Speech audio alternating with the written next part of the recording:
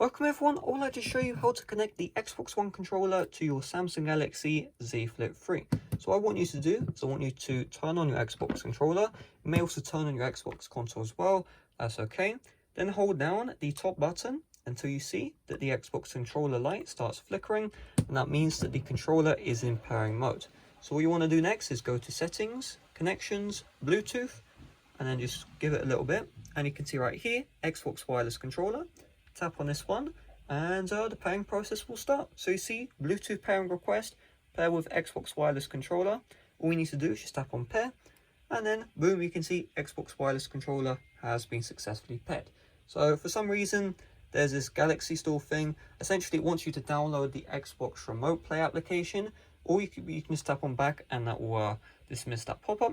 And once you're done, yeah, you can pair your device. So you can see I'm using my analog stick to control the phone, and you can also control games as well. Not all games are supported, that is very important to keep in mind. So Minecraft is supported, you can see. Come on, why is this not working? For some reason it's not recognizing.